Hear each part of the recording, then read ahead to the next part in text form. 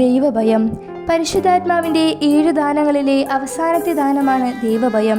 നമ്മുടെ ജീവിതത്തെ ക്രമീകരിക്കുന്നതിനും കൽപ്പനകൾ പാലിക്കുന്നതിനും എല്ലാറ്റിനുമുപരി ദൈവിക സാന്നിധ്യം മനസ്സിലാക്കുന്നതിനും ഈ ദാനം ആവശ്യമാണ്. പഴയ നിയമത്തിലെ അബ്രാഹത്തിന്റെ കഥ നാം വായിച്ചിട്ടുണ്ട്. ദൈവത്തെ ഭയപ്പെട്ടിരുന്ന അബ്രാഹം സ്വന്തം പുത്രനെ പോലും അവിടത്തേക്ക് ബലിയർപ്പിക്കുവാൻ മടി കാണിച്ചില്ല. ദൈവം പറഞ്ഞതനുസരിച്ച് മോറിയ മലമുകളിൽ തന്റെ ഏകജാതനെ ബലി കഴിക്കാൻ കത്തി കയ്യിലെടുത്ത നിമിഷം ദൈവദൂതൻ അവന് പ്രത്യക്ഷപ്പെട്ടു. കുട്ടിയുടെ മേൽ കൈവയ്ക്കരുത്, അവനെ ഒന്നും ചെയ്യരുത്. നീ ദൈവത്തെ ഭയപ്പെടുന്നുവെന്ന് എനിക്കിപ്പോൾ ഉറപ്പായി. കാരണം നിന്റെ ഏകപുത്രനെ എനിക്ക് തരാൻ നീ മടി കാണിച്ചില്ല. തുടർന്ന് കർത്താവ് ഇപ്രകാരം അരുളി ചെയ്തു: ഞാൻ നിന്നെ സമൃദ്ധമായി അനുഗ്രഹിക്കും. നിന്റെ സന്തതികളെ ആകാശത്തിലെ നക്ഷത്രങ്ങൾ പോലെയും കടൽ തീരത്തിലെ മണൽത്തരി പോലെയും ഞാൻ വർദ്ധിപ്പിക്കും. ശത്രുവിന്റെ നഗര കവാടങ്ങൾ അവർ പിടിച്ചെടുക്കും. നീ എൻ്റെ വാക്ക് അനുസരിച്ചതുകൊണ്ട് നിന്റെ സന്തതിയിലൂടെ ലോകത്തിലെ ജനതകളെല്ലാം അനുഗ്രഹിക്കപ്പെടും.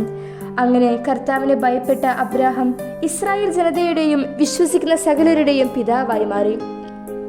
സങ്കീർത്തനത്തിന്റെ പുസ്തകം 25-ാം അധ്യായം 12-ാം വാക്യത്തിൽ ഇപ്രകാരം പറയുന്നു: കർത്താവിനെ ഭയപ്പെടുന്നവനാരോ അവൻ തിരഞ്ഞെടുക്കേണ്ട വഴി അവിടുന്ന് കാണിച്ചു കൊടുക്കും. ആത്മാർത്ഥതയും വിശ്വസ്തതയുമാണ് അധർമ്മത്തിന് പരിഹാരം. ദൈവഭയം തിന്മയിൽ നിന്ന് അകറ്റി നിർത്തുന്നു. കർത്താവിനെ ഭയപ്പെടുകയും അവിടുത്തെ വഴികളിൽ നടക്കുകയും ചെയ്യുന്നവൻ ഭാഗ്യവാൻ.